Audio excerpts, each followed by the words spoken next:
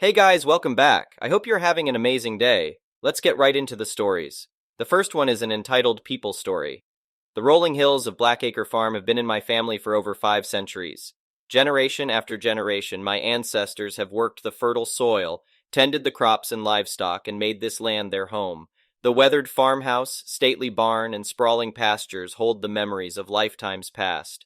I'm the latest in this long line of farmers, proudly carrying on the legacy that means so much to me, which is why I was shocked when a letter arrived last year threatening to take it all away. It started innocently enough. A new housing development called Willow Grove Estates began construction on the land bordering my property. I waved hello to the contractors as they drove by on their bulldozers and cranes, naively unconcerned about having new neighbors. The fancy sign at the entrance promised luxurious homes starting in the mid-dollar 300,000s. Not my style or budget, but to each their own. Several months after the first model homes were erected, I retrieved the mail to find an official-looking envelope. I opened it to discover a letter from the Willow Grove Homeowners Association. According to their records, my 500-acre farm now fell under their jurisdiction. Not only that, but I owed $18,273 in unpaid dues and fines for the 3 years I'd apparently been part of the homeowners associations. Shocked, I read through the letter again. Blackacre Farm had been in my family since 1622, long before this homeowners associations even existed. I marched over to confront the homeowners association's president, Steve Collins. He was a smug, portly man who seemed annoyed I was even questioning him. I showed him the letter and explained there had clearly been a mistake, but he pointed to a document filed with the county as proof that my farm was part of Willow Grove Estates. Collins shrugged and said there was nothing he could do, claiming his hands were tied. As far as he was concerned, I owed the money, and if I didn't pay up, they would put a lien on my property. I argued with him to no avail before finally leaving, more confused than ever. That night, I went through my files and found the original land grant from the colonial government deeding Blackacre Farm to my ancestors. All 500 acres were clearly defined, encircled on the yellowed map by a hand-drawn line. This land was mine, free and clear. So how could Willow Grove Estates suddenly say they owned it? I hired a lawyer named Thomas Reed to help me make sense of the situation. We discovered that the homeowners associations had filed paperwork with forged signatures, claiming my farm was part of their planned development. The documents had been backdated to before construction even began, making it seem like I was already part of the neighborhood. Reed believed they were trying to intimidate me into paying the unjust fines so they could acquire access to my wider pastures and wooded areas. Although brand new, the Willow Grove homes had been built close together on much smaller lots than mine. My open space was valuable. I shared my original land grant and deed with Reed. He reassured me that the homeowners association's claims were meritless, and we had an airtight case proving I was the sole legal owner. But Collins was aggressive in pursuing what he insisted the homeowners associations was owed. He even had unknown associates leave threatening messages on my answering machine in the middle of the night. Reed filed a lawsuit against Willow Grove Estates for fraud and forgery. We presented the evidence proving Blackacre Farm was mine long before their alleged backdated documents. The homeowners association scrambled, trying to cover their tracks and bring in more fake paperwork. But the judge saw right through their deceit. In his final ruling, the judge admonished the homeowners association's president and board for their corrupt attempts to seize land that was clearly not theirs. Not only did we win the case, but Collins and his cronies ended up arrested for their illegal scheming. Justice prevailed, but the situation was an ordeal I will never forget. The stress kept me up at night, worrying about losing my family's legacy. This land means everything to me, and the idea that someone could just come take it away was chilling. In the end, though, the truth won out. My farm has been in my family for over 500 years, and thanks to the court protecting my rights, I know it will remain ours forever. The fraudulent homeowners associations has been dissolved and its board members heavily fined for misconduct. I'm just grateful I didn't cave to their intimidation tactics. Paying their exorbitant fees would have set a precedent legitimizing their false claims to my ancestral home. Now Blackacre Farm is once again safe under the law from any future scams that might challenge my ownership. These days I'm at peace knowing our historic homestead is finally secure. The sunrise glistens over the rolling hills just like it did for my great-great-great-great-great-grandfather. The old trees still shade the house my ancestors built by hand, and I carry on their legacy, tending the land and animals they once cared for. My deep roots here ground me and give me purpose. I often think about how easy it would have been to get bulldozed by the homeowners association's aggression and give up what I knew was rightfully mine. But my integrity and family history gave me the strength to push back. In the end, this frightening legal battle brought me closer to my ancestry than ever before. I feel their spirit in these fields they once harvested, and these buildings they once constructed. By fighting for this land, I also fought for their memory and honored the sacrifice they made settling an untamed wilderness. What greater purpose could there be than defending one's legacy against corruption and greed? The Homeowners Association's president is now in prison, but the court of history has always mattered more to me. My descendants will know that when the stakes were highest, I did right by the generations that came before me. Standing your ground and protecting what's yours is always worth the fight. Blackacre Farm was theirs, is now mine, and someday will belong to those who come after me. Our bond to this living land endures and has emerged stronger than ever. The next one is a pro-revenge story. I used to work at a hospital data center in the network operations group. We physically sat in a room 24/7 next to the servers to make sure things didn't catch on fire, monitored for alerts, and did routine tasks like swap out tape backups. But it was pretty simple work. This was ostensibly a tech job, but there were people who had been there for many years back when you had to change out printer paper and run a command from an IBM mainframe. It was on really specialized hardware and software that was difficult to apply elsewhere, so it had become a dead-end job. And because there were people who weren't tech-savvy at all, we weren't given much responsibility. You can't tell some people they can log into a server and others not, so we were reduced to the lowest common denominator. We were a network operations center where nobody was allowed to interact with any network equipment. Lowest common denominator, you say? Meet my new supervisor, Karen, not her real name, but definitely her real spirit, who had been there for over 20 years and got the job solely based on seniority. She was a sociopathic narcissist and one of the most unpleasant people I've ever encountered. Shortly after I was hired, we were bought by another hospital, and our data centers were merged. Karen was demoted to shift lead and had to work with us in the 24/7 rotation. She was very bad at her job, and our responsibilities diminished to very little. We had no agency to fix any problems of our own because it had to be a problem that Karen could solve, and Karen was both lazy and stupid. After a couple of years, I was promoted. On my first day after they announced the promotion, she said, "You will fail." Just straight to my face. But she had a powerful tool at her disposal, the hospital bureaucracy. Since the place was unionized, the hospital had a just cause firing policy instead of an at-will policy, even for non-unionized employees. This is, I think, generally a good thing, but on the edges, it set up ridiculous situations where it was impossible to lose your job, unless you were really egregious about it with repeated violations or you showed up drunk/high. We had someone steal computer equipment and they kept their job. It was nuts. And Karen had been there for nearly 30 years. So she wasn't getting fired without a lot of work. That's okay. She was terrible at her job. One of the most important things about the job was monitoring for an alert which would pop up. And there was a procedure we had to go through in order for some data to go through. If we didn't do this, then a nurse wouldn't get their lab results back. So in one case, an alert came in, Karen saw it, then decided to keep browsing the web. Because of this, a patient from the cardiac ICU was going into surgery, and the doctors, nurses operating on the patient couldn't get a white blood cell count, I think. I'm not a doctor. I just work in a building with a lot of them. It was something very dangerous for this patient, and the patient died. This still did not get Karen fired. The reasoning from HR, well, it didn't directly lead to harm. She didn't even feel bad about it, just a complete soulless sociopath. I'm really pro-worker in general. But some jobs you just absolutely have to do. I was so mad she had to go. I kept a paper trail of everything she messed up on. It wasn't nitpicky. Literal life and death stuff here. Verbal warning, first written warning, second written warning, final written warning, termination. A slog, and I'd rather spend my time doing anything else, but that's the way it went. Then she figured out she could work the system. As she approached work, Armageddon, termination, she would tell HR she was being harassed. The person harassing her was different every time, which would trigger a mandatory investigation. This investigation took about 6 months. They wouldn't find anything, and we would carry on. Except these warnings, they had a 6-month expiration, so she could always reset the clock when it got close. Everyone was helpless. Even the CIO couldn't do anything about it because of the bureaucracy. Karen was a menace, and the entire IT department had to interact with the data center staff, and that meant interacting with her, and she was universally disliked, and she had 20 years until retirement, and she would outlast the heat death of the universe. Then I had an idea.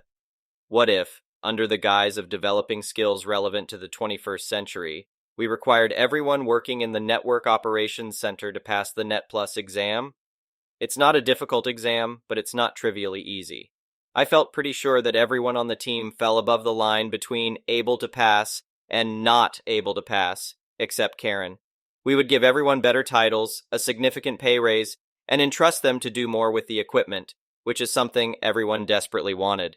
Then people could actually leave the hospital with transferable skills and do something else if they wanted and not feel trapped. I spent 3 years in meetings with HR, with my director, with the CIO, with HR again. Job description meetings that took 6 hours to tweak small wording. Hundreds of hours in meetings. Red tape hell. Absolute red tape hell. Do you have any idea what it takes to approve a significant raise in a bureaucratic muck factory like that? But the raises were crucial, because it would absolutely not be fair to ask this of them. Pass a test, or lose your job, without a large carrot attached, would lead to mutiny. And then it got approved. I also wrote the exam requirement into my own job description. It was important to still be able to do the job and not let my skills lapse just because I was promoted. Also, this meant I could cover for people when they were on vacation or sick. Plus, I also got that sweet, sweet pay bump. It went over well. I was nervous, but the plan made sense, and I was able to communicate that. People would be more marketable, the job would be more interesting, and most importantly, they would be making 20% more than they were before. And I think it really helped that I also gave myself the same requirement when I absolutely could have chosen not to.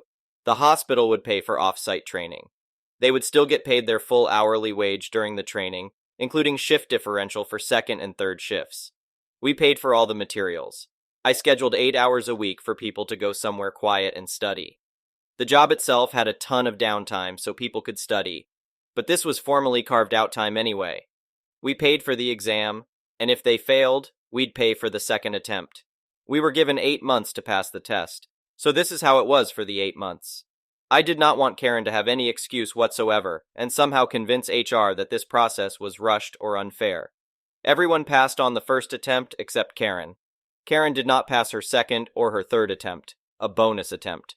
Karen, being the classic narcissist, thought this was somehow all about her, that this was a vast conspiracy engineered over multiple years and hundreds of hours just to get rid of her, and she would tell everyone within earshot that's what was going on. Yeah, okay, Karen, you realize how insane that sounds, right? Not everything is about you, sheesh. Well, okay, in this case it is, but still, only I and 2 other people know that. I remember the exact time and date we told her. She was in such deep denial that it could ever happen. She thought she was bulletproof. I don't think I will ever achieve anything more satisfying in my career. I'm not usually one to take satisfaction in seeing someone's livelihood go, but she was uniquely awful. She was a patient danger, and it had been nearly a decade of working with her by this point, and I was just so sick and tired of her bullcrap. I was a hero the day after she was fired. I went to the main office for a meeting, and people were congratulating me like I just had a kid or won a marathon or something. Even the CIO, they were just happy for me that I didn't have to supervise Karen anymore. But in my headcanon, they were congratulating me for pulling off this elaborate plan. Morale back at the data center was also high. We learned interesting things. A couple of my coworkers left for better gigs elsewhere. The ones who were content staying were able to stay, and we all had more money and job security. And because anything could set off a bullcrap Karen harassment complaint, people were stressed out working with her. Her being gone was like a breath of fresh air. Newcomers were told stories of Karen, and they seemed exaggerated. They were not. In order to solve a very important and extremely difficult problem, I pulled off a vast workplace conspiracy that improved the lives of the people I worked with, in addition to keeping our patients safe. Getting Karen fired is my greatest and most difficult accomplishment, and I can't put it on a CV anywhere. The next one is a petty revenge story. So when I was 13, I was really into snowboarding, so every chance I got, I was out doing that in winter. Though in recent years, I could do so in July. There was one huge hill that was open to anyone, everyone all year long, so long as they didn't cut trees or wreck the place. This hill was located on a plot of land in the woods that, a few months prior to this event, had gone from being for sale to bought by my uncles to keep it from being bulldozed. Nobody really knew these men were my uncles because we all have different last names, and my dad's family is huge. That comes up again later. One of the parents said that myself, or anybody who wasn't a baby in a sled, had no right to be there, as we were too big and violent to be using that hill and generally let the kids steal or otherwise damage the board skis, or do things to drive everyone else away. I largely didn't care because when I went there, I just used my cheap $10 board that was built about as well as a plastic sled. So I didn't have to carry my bigger, better one across town. That, as you can imagine, pissed these Karens off more. I never really understood why they were so butthurt over it. They could take their kids sledding anywhere. And there were even public roads that were shut down in winter because they were too dangerous to drive on that people used all the time as sled spots. That were also much closer to home and safer because no tree line to collide with, fallen logs, or chances of coyotes deciding their kids were snacks. After about a week of them constantly nagging and idioting, I finally said, "Look, you can sled anywhere you want. Me? Because some a-holes decided to wreck property and trespass. I cannot even snowboard on my own property because the neighbors complain that I might break their fence. So unless I want to pay hundreds of dollars to go to some fancy resort, this is the only place I can snowboard. On a plot of land half a mile wide, I'm fairly ducking certain we can all enjoy it." I didn't wait for a response, I just went on down the hill, swerving to avoid all the kids who think laying down in the middle of a place everyone is skiing, snowboarding, or sledding is a good idea, and thought that would be it. But as you can guess, I was wrong. I was never the best at stopping, so I stopped when I hit the trees, thankful that they were still rather bendy. Over the sounds of laughter and snow being shredded, I heard the Karen screaming and turned to see her at the top of the hill, pointing at me and calling me every name in the book. Apparently she called her husband, who confirmed they lived nearby and said that one. I had threatened her too. I had called her everything in the book. And 3. I was a grown adult. At 13, I was maybe 3 to 9 inches and looked like I was 10. Her husband had to fight laughter when he saw me stomping back up the hill, wearing a hot pink Barbie snowsuit and carrying a cheap Monster Energy black with electric green board under my arm. He asked what I had said. I repeated it and admitted I knew cursing was wrong, but expressed how annoyed I was. He tried to calm his wife, but she screamed more and said, "I'm calling the landowners." I smiled like the Cheshire Cat and told her, "Go right ahead. I'll speak to them too." So she did, and she launched into a huge rant, very animated with lots of flailing and hopping similar to an angry hen. Finally, when she starts losing steam, I can hear one of my uncles saying, "I'll be right there. Sit tight." The crappy smile that spread across her face when she heard that, she sneered at me and said, "I'm going to get you in so much trouble." Her husband had gathered the kids and told them to wait in the truck by then. He looked like he wanted to crawl into a hole and die of embarrassment.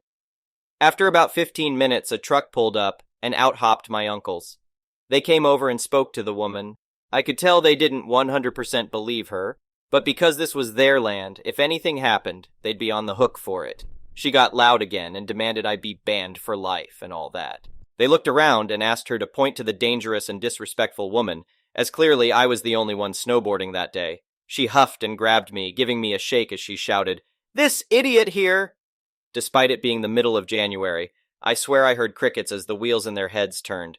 Knowing these men and how much like their own kid they saw me, it was mostly to keep from yeeting this woman into the sun. Finally, one of them spoke. "You mean our niece?" Karen sputtered and tried to come up with some sort of response, but failed miserably. My uncles then gave her the choice. Leave now and come back in a couple of days. They'd drive by to make sure she stayed away. Or continue acting how she was, and they'd press charges on her to have her banned and charged with assault for grabbing me as well as being on the hook for any damages her kids caused to anybody's gear. Apparently, they'd been getting calls, but nobody knew her name, so the cops couldn't do anything. She huffed and stormed off, her husband following and looking like a beat dog. She never did come back. The next one is a malicious compliance story. This comes from back when I was working security in a local hospital. The hospital itself was made up of the main building AE minors and wards, the estates office, the old ambulance station, the maternity ward, and a management house which housed all of the upper management while they worked. Around the building were car parks. We had 9 in total, ranging from large to only a couple of spaces, but still a wide area. It would take around 30-40 minutes to check all the car parks and 10-15 minutes to get from one side of the site to the other. Our security office was located just outside of AE, as believe it or not, that was where most of the trouble was, which called for security to be there. As a fairly small hospital, there were only a maximum of 3 security officers on each 8-hour shift. Security management could help, but often didn't want to get involved.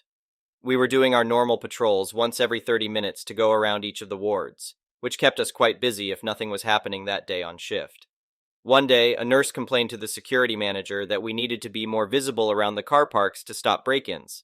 We don't often patrol the car parks as it's park at your own risk, since the site lacked funds for extra security. Our manager understood this, which is why it just stayed as it was, due to the security team needing to stay in the wards and AE to protect staff and patients.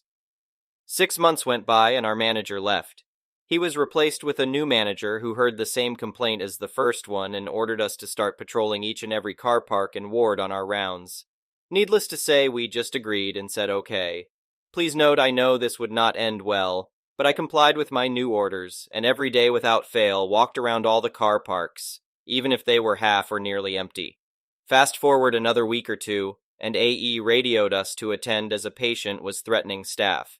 However, security officers were on the back car park, roughly 5-10 minutes away even when running. Please note that was another rule we had to stay in twos as we were only MAPA trained and it needed a minimum of 2. By the time we got there, this patient had already hit out at staff, causing injury, but also decided to run around the AE department and other adjoining areas, breaking glass windows and scaring others. We controlled the situation after getting there, but it was already too late. Thousands of pounds worth of damage caused and a couple with small injuries. Later on, our new manager asked why our response time was so slow. We just replied by saying we were taking care of the car parks as ordered by you. The day after, more signs went up saying, "Park at your own risk," and we were never ordered to patrol half-empty car parks again. The new manager only lasted about 4-5 months after this incident. Thank you for watching. I would really appreciate it if you could like the video and subscribe to our channel if you haven't already. We'll see you again tomorrow.